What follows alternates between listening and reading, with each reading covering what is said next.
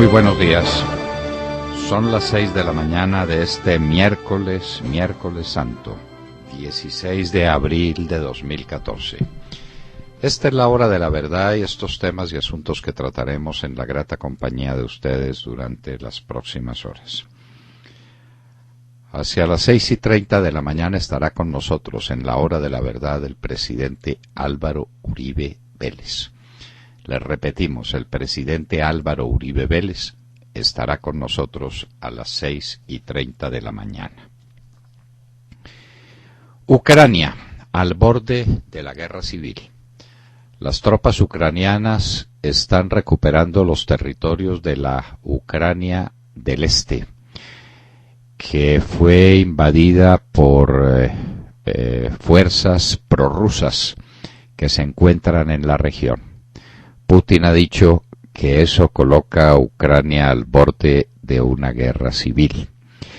Claro, Ucrania recuperando su territorio y Rusia va a defender el territorio que prorrusos se tomaron en Ucrania. La situación es delicadísima y Obama como siempre en las nubes. La cocaína en Colombia es un negocio a todo vapor. Nos comió la cocaína. 3 toneladas fueron incautadas, o las autoridades aduaneras se incautaron de 3 toneladas de cocaína en Cartagena, de cocaína líquida. Habían caído 7 toneladas de cocaína hace muy pocos días en el mismo puerto de Cartagena. Se dirá qué eficiencia de las autoridades. No, es que nos llenamos de cocaína. Por una razón elemental, porque paró la lucha contra la cocaína. El gobierno del presidente Santos resolvió no fumigar y no erradicar manualmente, en manos de la coca, es decir, en manos de las FARC. Para no molestar a Iván Márquez, para que no se enoje, le dejaron su negocio a todo vapor. Y esa es la razón para que pase lo que está pasando en la costa del Pacífico, en el Putumayo, en el Catatumbo, en Arauca, en el Caquetá, en todas las zonas cocaleras del país. Nos invadió la coca. El gobierno del presidente Santos arrió la bandera en esa lucha. El presidente Santos deja vencer plazo legal para elegir alcalde de Bogotá.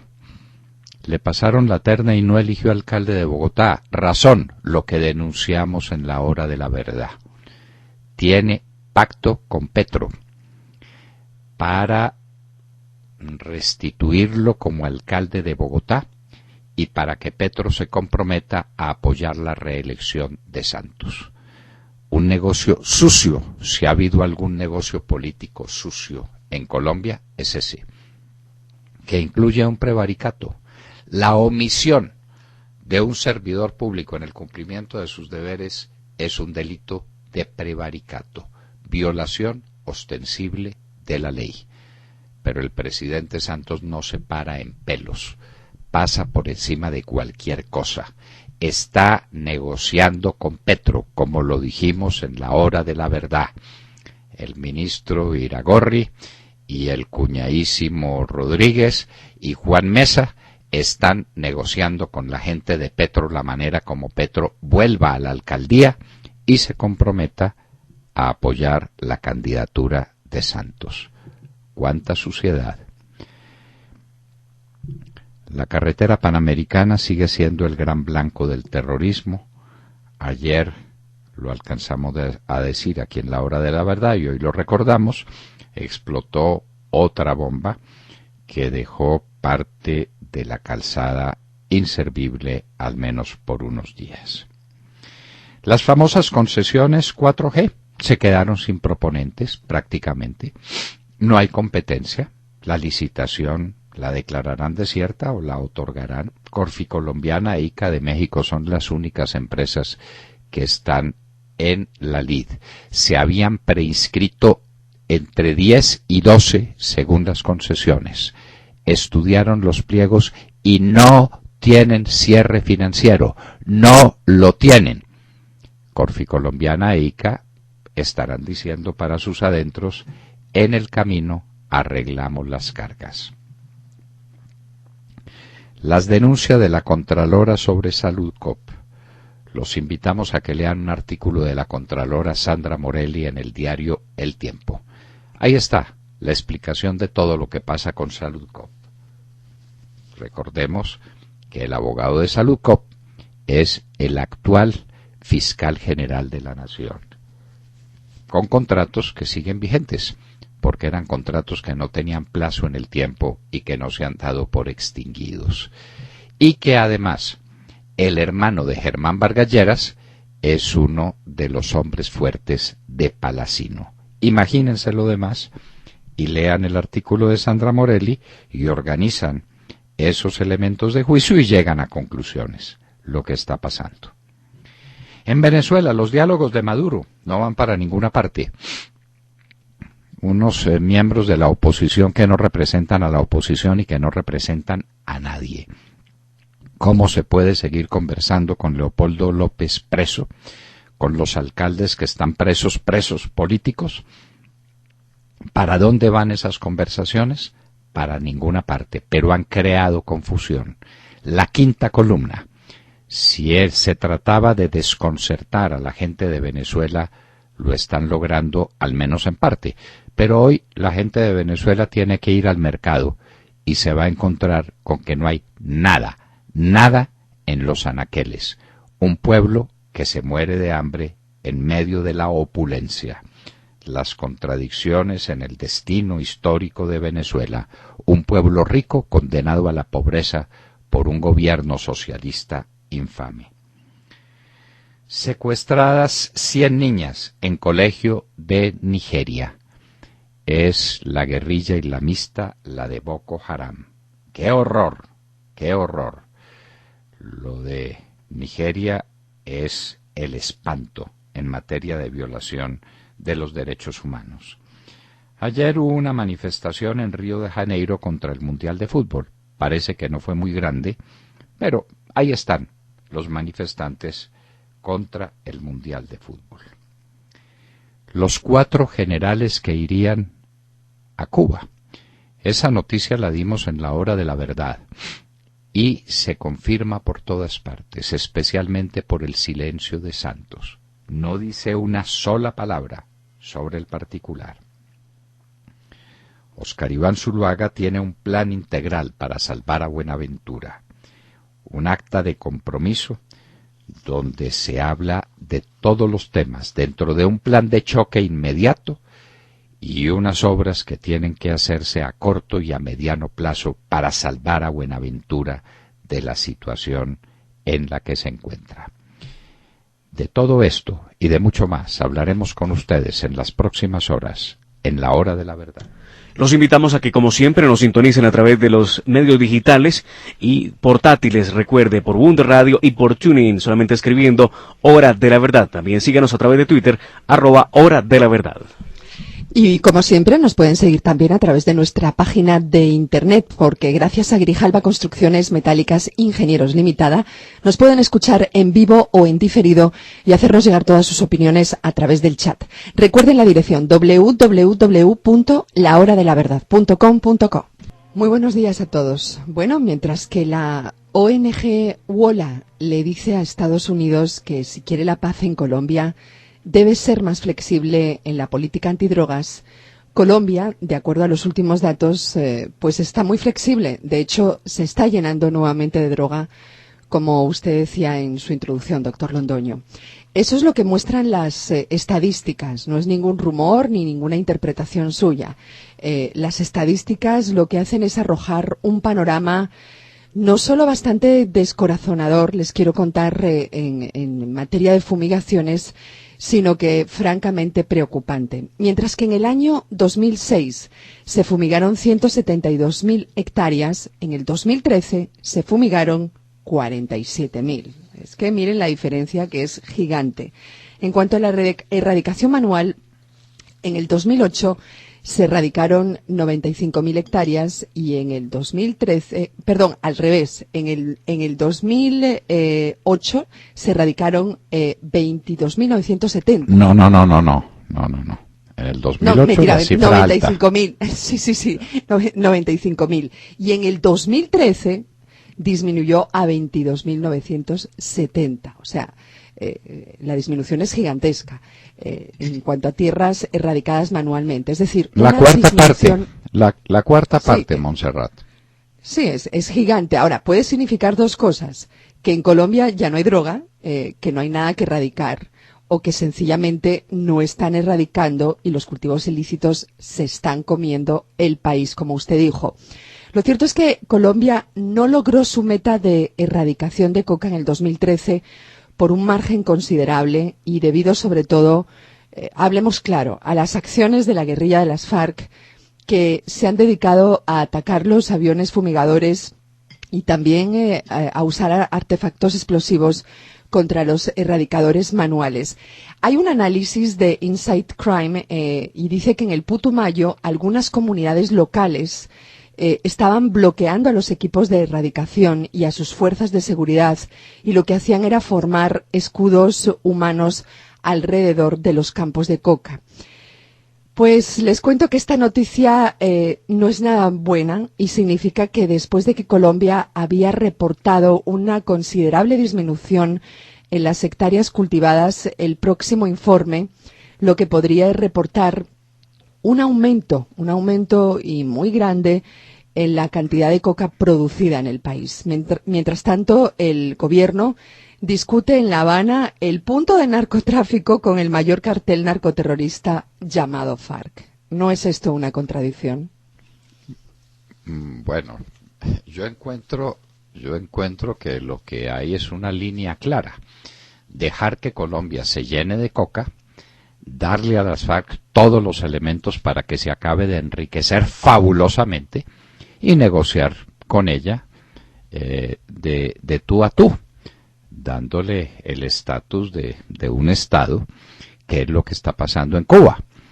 Porque como están ricos, 1000 veces ricos, y van a ser más ricos cada día, porque el gobierno abandonó la obligación de erradicar la coca, bien por vía de aspersión aérea o bien por vía de erradicación manual.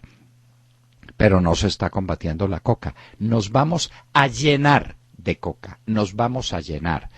Tanto en fumigación como en erradicación manual, las cifras revelan que se está erradicando la cuarta parte de lo que se erradicó en épocas de Álvaro Uribe Vélez como presidente de la República. No solo se conversa con las FARC en Cuba, se les entrega el territorio nacional para que hagan lo que les dé la gana en coca. Y ahí están los resultados, Montserrat. Usted tuvo que oír ayer a Brasilia Romero hablando de lo que está pasando en la costa del Pacífico. Claro, y eso se debe a la coca, a los gigantescos cultivos de coca que el gobierno no combate, sino que le dejó a las FARC el campo libre, y el campo libre es el territorio colombiano, para que siembre la coca que le dé la gana. Como los Estados Unidos se van a dar cuenta de esta realidad muy prontico, con un aumento gigantesco de la oferta de cocaína disponible en las calles de las ciudades, y va a protestar, le están pidiendo que sea más flexible en la valoración de estos fenómenos y que no se... Bueno, pero le va a dar la risa a Estados Unidos, doctor Londoño. Lo cierto es que coincide en el tiempo esa disminución de la erradicación manual y aérea con el inicio de la mesa de negociaciones con las FARC. Es un hecho, y eso está con números y con porcentajes. Eso es lo que han conseguido por ahora esas negociaciones. Exactamente. Que les dejen libre el campo para que siembren más coca, para que se enriquezcan más, para que exporten más coca y para que tengan entonces en sus manos todo el poder que les da el dinero y todas las armas que traen a cambio de una partecita de la coca que están exportando, en gran parte por Venezuela y en el resto por el Pacífico colombiano. Esa es la situación. El gobierno de Santos le entregó el territorio nacional a las FARC para que lo llenaran de coca. Y de la coca a la cocaína hay un paso, y la cocaína es el negocio que nos mata. William Calderón. Doctor Londoño, buenos días Colombia.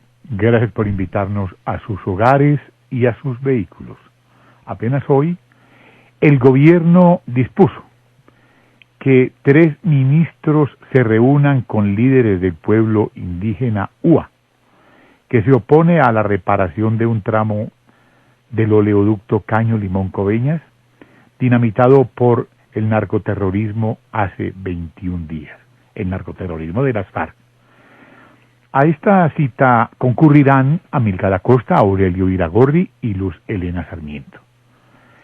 Los UA, uno de los pueblos que se oponen a la explotación del petróleo en sus tierras, quienes viven en zonas rurales de Boyacá, Santander, norte de Santander y Arauca. Caño Limón Coveñas, de 770 kilómetros y propiedad de Ecopetrol. Desde hace varios meses, los manifestantes pidieron una reunión con el presidente Santos para plantearle temas que tienen que ver con los atentados y los daños ecológicos, además de otros problemas en salud, educación y desplazamiento por el conflicto interno. El presidente, como todos bien lo sabemos, solo está en campaña y esto no lo incluye en su agenda. ¿Qué tal? 21 días y no hay suministro de petróleo. No hay bombeo. No hay bombeo, perdón. Y no se bombea petróleo porque no hay dónde meterlo. Ya los tanques de almacenamiento están repletos desde hace mucho tiempo, lo habíamos dicho hace por lo menos un par de semanas. Entonces estábamos a la espera de que se pudiera reparar el oleoducto. Y acontece que estos indígenas bloquearon la llegada del ejército al sitio, no se ejerce autoridad, no hay reparación del tubo, y entonces adiós bombeo y producción de petróleo. De manera que ya se sabe cuál es el sistema: volar el oleoducto y llevarse unos indígenas para que protejan el oleoducto de la acción de las fuerzas militares, y para que entonces no puedan llegar los técnicos, no reparan el oleoducto, no hay producción de petróleo, tan fácil como eso. El Estado no existe, no hay con quién, entonces por eso no hay autoridad. Cuando ustedes, doctor Londoño, en el gobierno del presidente Uribe, se logró arreglar el problema para que no se dinamitara ese oleoducto, y se arregló, porque ahora eso aparece en el gobierno de la prosperidad y no se hace nada. Porque el gobierno no está a la ofensiva sino a la defensiva, y cuando uno está a la defensiva le vuelan los oleoductos. El presidente Uribe había logrado reducir a su mínima expresión. En un año prácticamente no existieron, en el último año del gobierno del presidente Uribe, los ataques al oleoducto. Y así pasó eso varios años, porque los guerrilleros estaban en fuga, porque el ejército estaba ejerciendo presión, porque el ejército dominaba el territorio. Hoy lo dominan las FARC, el ejército está replegado, el ejército no sabe qué hacer, está confuso, no sabe si esos que tiene al frente, que son los guerrilleros de las FARC, son amigos o enemigos. Y en medio de esa confusión vienen las voladuras a los oleoductos, y ahora se encontraron el mejor sistema. No lo dejan reparar, utilizando los indígenas que dicen: aquí viene el presidente Santos a hablar conmigo y me va a arreglar estos problemas y va a cumplir estas exigencias. Como está en campaña, nos da todo. Claro. No, perdón, nos ofrece, porque no da, nos ofrece, sí. Él ofrecerá, quién sabe qué compromisos haga ahora con estos indígenas a través de estos 3 ministros para que le permitan la reparación del oleoducto, y apenas lo reparen, lo vuelan en otro lado. Huele el ELN o las FARC. Listo. Bueno, esa es la situación de Colombia al garete. No tiene gobierno, no tiene autoridad. Jessica López. Hola, buenos días para todos. 6:22 en la mañana. Les cuento en materia internacional que una de las crisis más grandes, más agudas de estos días es la crisis en Ucrania. Lo hemos venido diciendo aquí desde comienzo de este 2014 y pues leyendo todo lo que acontece respecto a esta crisis, hay que decir que no es fácil explicar, pero voy a tratar de tomar los puntos más importantes para que ustedes entiendan la dimensión de este problema. Lo que yo pienso es que a estas alturas del paseo ningún organismo mundial, ni mucho menos ninguna superpotencia se puede hacer la de la vista gorda en relación con la crisis en Ucrania. El país que, según reconocidos analistas en materia internacional y el propio Vladimir Putin, el presidente de Rusia, está al borde de la guerra civil. Varios puntos para tener presente. En primer lugar, hay que recordar que Ucrania entró en una grave crisis hace más o menos 5 meses, después de que el presidente de ese entonces, Víktor Yanukovych, se negara a firmar un acuerdo de cooperación y de libre comercio con la Unión Europea y eligiera más bien irse para caminos que lo llevaran a Rusia, a aliarse con ese país, Rusia.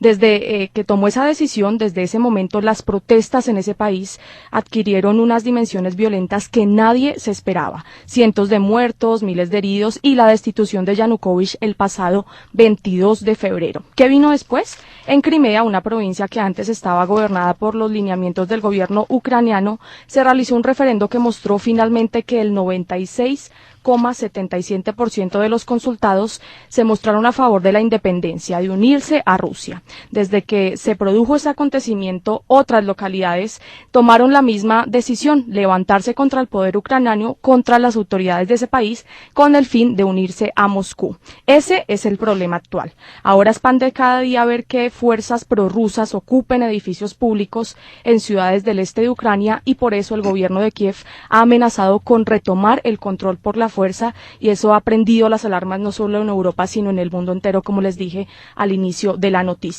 Obama, ¿qué ha hecho? Ha llamado más de una vez a Putin para pedirle que use su influencia para contener a los grupos prorrusos responsables de esta violencia. Anders Fogh Rasmussen, el secretario general de la OTAN, también ha pedido lo mismo en repetidas ocasiones. Le ha pedido a Rusia que deje de ser el problema y comience a ser parte de la solución. Ban Ki-moon, el secretario general de la ONU, y otros presidentes, los principales de la Unión Europea, le han pedido a Putin casi de rodillas que por favor deje de lado esto y que llame a la paz, a la calma, pero él no le suena la idea, él literalmente le vale un pepino estos llamamientos. Mañana, para terminar esta noticia, les cuento, hay una reunión de carácter urgente en Ginebra, donde se van a reunir representantes de Rusia, representantes de Estados Unidos y representantes de la Unión Europea, para tratar de contener esta situación violenta que se presenta en Ucrania y para tratar de convencer al señor Putin de que ablande su brazo y por favor dé señales de paz. Pero está dando señales de guerra y las va a seguir dando. Sí. Ya Crimea se la tomó definitivamente, ahora quiere a Ucrania del Este. Exactamente. Putin Hace realmente 2 o 3 no voltea días. el brazo como pide la Unión Europea y lo que hace es burlarse porque prácticamente tiene a la comunidad arrodillada pidiéndole que por favor dé un gesto de paz, pero lo que les dije, a él literalmente le vale un pepino este tipo de llamamientos. Como hizo con Siria, Jessica. Claro. Lo hizo con Siria. Y Bashar al-Assad está sólido, está fuerte. Ganó la guerra con el apoyo de Rusia. Sí, tal Y a la oposición no la apoyó nadie, la dejaron a la deriva y está en desbandada. Y mientras tanto, millones de refugiados, centenares de miles de muertos, la tragedia siria a nadie le importa.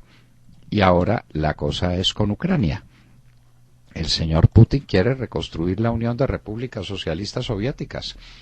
Eso está bastante claro.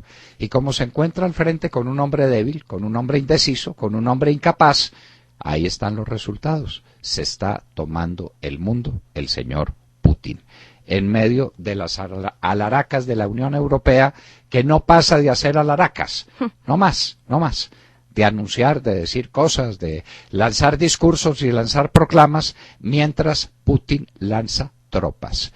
El cálculo es que tiene 40.000 hombres al pie de Ucrania esperando la orden de invadir. Esa es la situación. Y mañana ya nos imaginamos qué va a pasar en Ginebra, lo mismo que pasa con los diálogos en Venezuela, los famosos diálogos de paz. Ahí estamos. Mucho discurso, mucho anuncio y de aquello nada, y el señor Putin se toma el mundo. Eso es lo que está sucediendo. Alejandro Ramírez. Buenos días a los oyentes de la Hora de la Verdad. Hoy los saludamos con la noticia del vencimiento del plazo, el día de hoy, para que el presidente Santos designe alcalde encargado de Bogotá. La ley 1475 del 2011 plantea un plazo de 10 días hábiles para la escogencia del candidato de la terna, y esos 10 días hábiles desde la presentación de la misma se vencen hoy. Antonio Sanguino, dirigente de la Alianza Verde, le exigió al presidente Santos respetar la ley y cumplir con la Constitución, más allá de que aún existan recursos pendientes. Tenemos entendido que se vencen los términos de ley, y lo que más le conviene a la ciudad y a los bogotanos es que se acabe la incertidumbre jurídica y que el presidente escoja de la terna que le presentamos y convoque a elecciones. Cada día que pase sin que se tome una decisión es un día que pierde la ciudad y los bogotanos, afirmó Sanguino. El mismo día que el presidente escoja al alcalde encargado, debe convocar a elecciones atípicas, las cuales deberán realizarse en los siguientes 55 días. Por otro lado, el ternado por la Alianza Verde Antonio Navarro podría tener problemas para cumplir el encargo del alcalde distrital, toda vez que el Estatuto Especial de Bogotá, Decreto Ley 1421 del 93, establece en su artículo 36 que quien sea designado para cumplir el encargo debe cumplir con el requisito de haber residido en el distrito durante los 3 años anteriores. Les recordamos a los oyentes que Antonio Navarro se desempeñó como gobernador de Nariño hasta el 31 de diciembre del 2011. Este apremio del presidente se debe, doctor Londoño, como usted lo ha dicho en la Hora de la Verdad, al acuerdo que Juan Manuel Santos ha querido hacer con el destituido alcalde Gustavo Petro para restituirlo en la alcaldía mayor, a cambio de que contribuya con su reelección. Esa es la situación. El alcalde y el alcalde destituido y el presidente tienen un acuerdo. El presidente se compromete a doblar el brazo del Consejo de Estado para que el Consejo de Estado dicte medidas cautelares en favor de Petro. Inmediatamente el presidente restituye a Petro en la alcaldía y Petro se compromete a respaldar desde la alcaldía la reelección de Juan Manuel Santos.